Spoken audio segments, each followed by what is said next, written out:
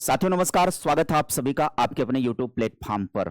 अब यूपी में तो सुपर टेट आ नहीं रहा है, तो बहुत सारे बच्चों के दिमाग में बहुत सारे डाउट चल रहे हैं कि पढ़ाई जारी रखा जाए कि नहीं जारी रखा जाए। ऐसे में हमारी वीडियो आप सभी के लिए एक मोटिवेशन के साथ साथ एक नए रास्ते का सुझाव भी देती है। लगातार मैं वीडियो करते रहता हूं, जहां कहीं भी अवसर होते हैं, चांसेस होते हैं, आप सभी लोगों को वो बता देता हूं। यूपी वाले फॉर्म कहाँ भर सकते हैं आने वाले टाइम पर? एमपी टेट में। क्या है पूरी कहानी मैं आपको समझाऊंगा एमपी टेट का, क्योंकि एकमात्र परीक्षा के आधार पर भर्ती प्रक्रिया होनी है। अभी तक केवल यही बात का निर्णय हुआ है। एक और परीक्षा करवाई जानी थी, लेकिन अभी उस पर निर्णय नहीं हो पाया। उससे पहले वहां टीईटी की लड़ाई भी चलने लगी। पुरानी वैकेंसी जो रुकी पड़ी थी, हाँ अधूरी थी, अभी उसके फुलफिल होने की प्रक्रिया चल रही है, तो इसलिए कोई नया निर्णय नहीं हो पाया है। हाँ, लेकिन एक बात है कि जुलाई और अगस्त में इसके एग्जाम की तारीखें डिसाइड कर दी गई हैं। तो एग्जाम की तारीख तो फिक्स है, वो कैलेंडर जारी हुआ है और उसी कैलेंडर के अनुरूप उसी डेट को परीक्षा होगी। ये तो तय है कि जुलाई और अगस्त में आपको परीक्षा देने को मिलेगी। वर्ग 2 और वर्ग 3 प्राइमरी होता है, वर्ग 2 जूनियर और टीजीटी वाला होता है। तो दोनों परीक्षाएं क्रमशः जुलाई में जो है, अगस्त में डिसाइड हैं। तो आप अपनी तैयारी को धार देते रहिए, चांस है आपको, क्योंकि जैसे ही पुरानी भर्ती प्रक्रिया कंप्लीट होगी उसके बाद टेट का नोटिफिकेशन आएगा, टेट का आयोजन होगा, उसके बाद नई भर्ती की प्रक्रिया शुरू हो जाएगी और इसी टेट के आधार पर ही भर्ती प्रक्रिया होगी। अभी तक यही निर्णय लिया गया है केवल, क्योंकि जो एक प्री परीक्षा होने वाली थी वो टेट के पहले होने वाली थी, लेकिन अब कोई संभावना नहीं लग रही कि वो टेट के पहले परीक्षा हो जाए। तो मौका हाथ से ना जाए, चांसेस बेहतर हैं। और क्यों एमपी में देखना चाहिए उसके तमाम कारण मैं आपको समझाऊंगा। पहले तो आप इस बात को समझिएगा कि उत्तर प्रदेश में प्राथमिक शिक्षक भर्ती सुपर टेट में हो रहे विलंब के कारण मध्य प्रदेश पात्रता परीक्षा यूपी के अभ्यर्थियों के लिए एक अत्यंत मजबूत और व्यवहारिक विकल्प बन गया है। क्यों विकल्प बना है, अनुकूल क्यों है? क्योंकि मध्य प्रदेश उत्तर प्रदेश के बिल्कुल अनुकूल है। भाषा के दृष्टि से भी अनुकूल है, हिंदी भाषी क्षेत्र है। पाठ्यक्रम के दृष्टि से भी महत्वपूर्ण है। भौगोलिक दृष्टि से भी ये महत्वपूर्ण है कि उत्तर प्रदेश के निकट पड़ जाता है और कई ऐसे शहर हैं जो बल्कि उत्तर प्रदेश की तुलना में बेहतर हैं, जैसे जबलपुर हो गया है ना। ऐसे कई शहर हैं जो बेहतरीन से बेहतरीन शहर हैं। तो एमपी भी आपको कमजोर मत लेकर के चलना। अच्छा, पे ग्रेड की बात करें, अगर पेमेंट की बात करें तो यूपी से कमजोर पेमेंट भी नहीं है। चयन प्रक्रिया की बात करें तो पहले क्या था, पहले पात्रता परीक्षा होती थी, उसके बाद एक चयन परीक्षा होती रही है। लेकिन इस बार आपने देखा होगा कि खबर आई थी बीच में कि अब केवल एक परीक्षा के आधार पर होगा, चयन परीक्षा नहीं होगी।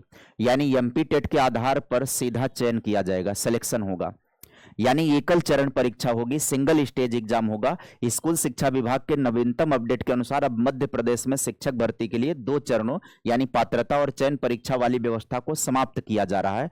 केवल एक चरण की परीक्षा का आयोजन किया जाएगा। वह परीक्षा कौन सी होगी? एमपी टेट होगी, उसी के आधार पर। और जरूरी बातें ये हैं कि मेरिट का आधार जो है, चयन केवल एमपी टेट में प्राप्त अंकों की मेरिट के आधार पर, अलग से कोई सुपर टेट नहीं होगा। इसलिए एमपी टेट आपके लिए महत्वपूर्ण है। और दूसरी चीज है, एमपी टेट के अंक आजीवन मान्य होंगे। भविष्य की रिक्तियों में इसी स्कोर कार्ड से सीधी नियुक्ति होगी। अब कई बच्चे ये कहते हैं कि मेरा एमपी टेट निकला हुआ है तो क्या करूं मैं? मेरिट बेहतर करने के लिए भविष्य की एमपी टेट परीक्षाओं में पुनः बैठकर स्कोर बढ़ाने की सुविधा है। आप उसको सुविधा के रूप में लीजिए और आप अपना स्कोर बढ़ा लीजिए। और कुछ जानकारी दे दूं, अन्य राज्य जैसे कि उत्तर प्रदेश के अभ्यर्थियों के लिए नियम की बात करें तो आप अनारक्षित श्रेणी में जाएंगे। यूपी के छात्र चाहे वो ओबीसी हो, एससी एसटी या ईडब्ल्यूएस हो, मध्य प्रदेश में केवल अनारक्षित यानी जनरल वर्ग के उम्मीदवार माने जाएंगे। उन्हें मध्य प्रदेश राज्य के आरक्षण का कोई लाभ नहीं मिलेगा। आयु सीमा की बात करें तो आयु सीमा की गणना भी मध्य प्रदेश के अनारक्षित वर्ग के नियमों के आधार पर ही होगा। ये तो आपको पहले एलिजिबिलिटी अपनी जान लेनी है। क्वालिफाइंग मार्क की बात करें, अगर एमपी टेट में भी क्वालिफाइंग मार्क है, 60% है जनरल के लिए। तो अब तो मुझे नहीं लगता है कि 60% का और 55% का कोई मतलब रह जाता है। जब एमपी टेट के ही आधार पर परीक्षा हो, उसी के आधार पर वैकेंसी होगी, तो उसमें ज्यादा से ज्यादा नंबर लाना यही आपके हित में अच्छा माना जाएगा। जिसका जितना बेहतर नंबर होगा उसे उतने चांसेस मिलेंगे। एमपी टेट के विभिन्न स्तर की अगर हम बात करें तो एमपी टेट में 3 वर्ग की होता है। पहला वर्ग 3 की बात करें तो ये प्राथमिक लेवल होता है। वर्ग 2 की बात करें अगर तो 6 से लेकर के 10वीं तक का होता है, और वर्ग 1 जो होता है वो 11वीं 12वीं यानी पीजीटी स्तर जो यूपी में है। मध्य प्रदेश में शिक्षक भर्तियों को मुख्य रूप से 3 वर्ग में बांटा जाता है। अब आगे की स्लाइड में मैं आपको समझाता हूं कि अलग अलग लेवल पर क्या क्या योग्यताएं होनी चाहिए। अब यहां पर कंडीशन देखिए, बात करें अगर हम वर्ग 3 की, तो ये प्राथमिक शिक्षक होता है, पीआरटी कक्षा 1 से 5 तक का टीचर इसमें बनना होता है। यहां पर योग्यता की बात करें तो केवल डीएलएड वाले ही यहां पर मान्य होते हैं, केवल डीएलएड वाले प्राइमरी में होंगे। माननीय सर्वोच्च न्यायालय के आदेश के अनुपालन में प्राथमिक स्तर के लिए डीएलएड ही धारक योग्य हैं, तो यूपी के डीएलएड छात्रों के लिए सबसे बड़ा अवसर के रूप में दिखाई पड़ रहा है। हाँ, अब यहां पर सीटेट काम नहीं करेगा क्योंकि एमपी टेट अनिवार्य होता है ना। वैसे भी अगर एमपी टेट में, एमपी टेट के बाद भी चयन परीक्षा अगर होती तब भी एमपी टेट अनिवार्य होता है, सीटेट के दम पर वहां पर कुछ नहीं होना है, आपको एमपी टेट में शामिल होना ही होना पड़ेगा। दूसरे लेवल की बात करें तो दूसरा लेवल जो होता है वर्ग 2 का, माध्यमिक शिक्षक इसको कहते हैं, यानी टीजीटी, यानी कक्षा 6 से 8 लेकर के 10वीं तक की, यानी यहां 6 से लेकर के 10वीं तक का टीचर बनते हैं वर्ग 2 के आधार पर।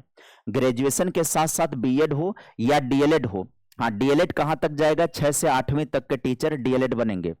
विषय संयोजन सब्जेक्ट कॉम्बिनेशन जरूरी है बीएड वालों के लिए, मुख्य विकल्प है ये।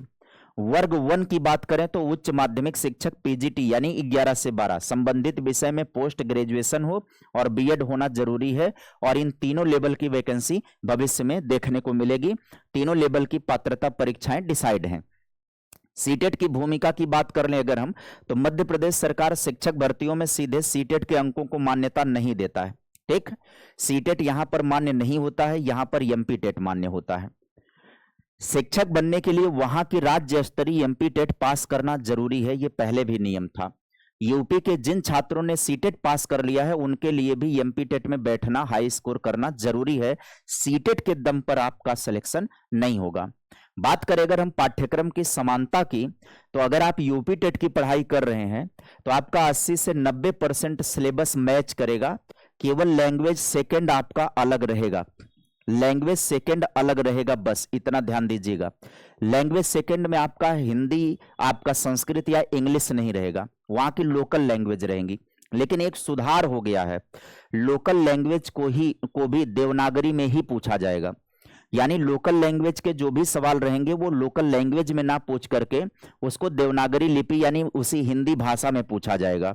तो अगर आपने सीटेट हाल फिलहाल में पढ़ा है और अभी आप यूपी टेट पढ़ रहे हैं तो आपका एमपी टेट का 80 से 90% तैयारी कंप्लीट हो जाएगी, लैंग्वेज सेकंड अलग से पढ़ लेना होगा। एमपी टेट का पाठ्यक्रम यूपी टेट और सीटेट के पाठ्यक्रम से 80-90% मेल खाता है। यूपी के छात्रों को शून्य से शुरुआत करने की आवश्यकता नहीं है, बल्कि वर्तमान की जो आपकी तैयारी है वो एमपी टेट में उपयोगी हो जाएगी। तो इसलिए भी एमपी टेट में आप सभी को शामिल होना चाहिए। विषय और उनके स्तर की बात करें तो बाल विकास सीडीपी होता है, हिंदी व द्वितीय भाषा होती है, द्वितीय भाषा वहां की लोकल लैंग्वेज रहेगी, इस बात का ध्यान रखिएगा। गणित रहेगा, पर्यावरण अध्ययन रहेगा। बात करें तो यूपी टेट में तथ्यात्मक पूछा जाता रहा है, सीटेट में वैचारिक पूछा जाता रहा है, एमपी टेट में दोनों का मिश्रण आता है। एमपी टेट भी पूरी तरह से एक तरीके से कॉन्सेप्चुअल क्वेश्चन पूछा जाता है, ठीक ठाक लेवल होता है, लेकिन सरल है, समझ में आ जाता है। सीडीपी हिंदी द्वितीय भाषा, संस्कृत या अंग्रेजी नहीं होता है द्वितीय भाषा, यहां पर यह मिस्टेक है, सीटेट में ऐसा होता है। आगे समझिएगा। चुनौती की बात कर लें तो चूंकि केवल एमपी टेट के अंकों से सीधा चयन होना, इसलिए यूपी के छात्रों के लिए सिर्फ 90 अंक पर्याप्त नहीं होगा। जनरल की सीटों पर नौकरी पक्की करने के लिए आपको अच्छा स्कोर करना पड़ेगा, 120 प्लस का टारगेट रख करके मेरिट लिस्ट के शीर्ष पर आना होगा, तब जाकर के जब सिलेक्शन प्रोसेस होगा तो आपको एक सीट मिलने की संभावना रहेगी। किसी भी प्रकार का डोमिसाइल नहीं लागू होता है। हाँ, दूसरी बात कर दे, मध्य प्रदेश का मॉडल जो होता है उसकी बात समझिएगा। परीक्षा अवधि की बात करें, प्रोबेशन सैलरी की बात करें, 70%, 80%, 90% और 100%। मतलब यह है, मध्य प्रदेश में जो नव नियुक्त शिक्षक होते हैं शुरुआती वर्षों में मूल वेतन का एक निश्चित प्रतिशत यानी 70, 80, 90% फिर 100% दिया जाता है। वहीं यूपी में तुरंत जो है नौकरी तुरंत बाद जो है पूर्ण वेतन आपको मिलने लगता है। यहाँ पर थोड़ा सा प्रोबेशन पीरियड चलता है, उस दौरान आपका सैलरी धीरे धीरे धीरे धीरे धीरे धीरे 100% तक जाएगी। शुरुआत में 3 साल आपकी सैलरी जो है ऐसे मिलेगी, पहले साल में 70%, दूसरे में 80%, तीसरे में 90%, फिर आपकी पूरी सैलरी मिलना शुरू हो जाती है। और जब पूरी सैलरी मिलना शुरू हो जाती है तो यूपी के बराबर हो जाता है। यहीं पर लोग र्यूमर फैलाते हैं कि एमपी में सैलरी कम होती है। पहले 3 वर्षों में सैलरी कम रहेगी, लेकिन जब 3 वर्ष का प्रोबेशन पीरियड पूरा हो जाएगा तो आपको कंप्लीट सैलरी मिलने लगेगी। यूपी के बराबर ही होता है, यूपी के बराबर ही होता है।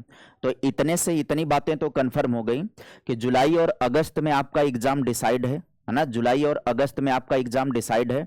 जुलाई में आपका यूपी टेट का भी एग्जाम फिक्स है, तो आपको यूपी टेट का एग्जाम तो देना ही है। तो ऐसे में आप एमपी टेट का आयोजन करेंगे। मई और जून में इसका नोटिफिकेशन जारी हो जाएगा।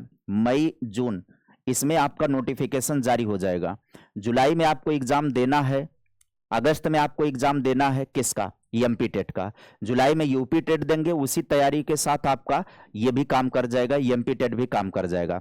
अगर आपके पास योग्यताएं पूरी हैं, जैसे आपने बीएड कंप्लीट कर लिया, अगर आपने डीएलएड कंप्लीट कर लिया है, तो आपको इसमें शामिल होना चाहिए, क्योंकि उसके तुरंत बाद आपको वैकेंसी मिलेगी और वैकेंसी में सीधा सीधा एमपी टेट के बेस पर आपका सिलेक्शन का मेरिट बना दिया जाएगा और वहां पर नियुक्ति कर दी जाएगी।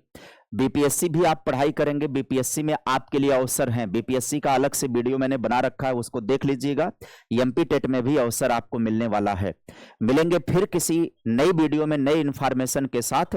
यदि आपके दिमाग में कोई डाउट अभी भी रह गया होगा, एमपी टेट पर हमने लगातार 3-4 वीडियो किया हुआ है, आप वीडियो के सेक्शन में जा करके देखेंगे तो एमपी टेट से रिलेटेड सारे डाउट की वीडियो मैंने बना रखा है। सिलेबस क्या होगा, पढ़ाई कैसे करना है, क्या पैटर्न होगा, सारी बातें मैंने बता रखी हैं।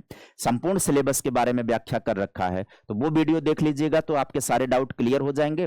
और इस वीडियो के साथ अगर कोई डाउट अभी भी रह गया है तो आप कमेंट कर दीजिएगा, कमेंट के माध्यम से आपके डाउट को दूर कर दूंगा मैं, या फिर एक और वीडियो बना दूंगा। चैनल पर पहली बार होंगे तो सब्सक्राइब कर दीजिएगा जरूर से जरूर। मिलेंगे फिर किसी वीडियो में। Bye bye, take care, thank you.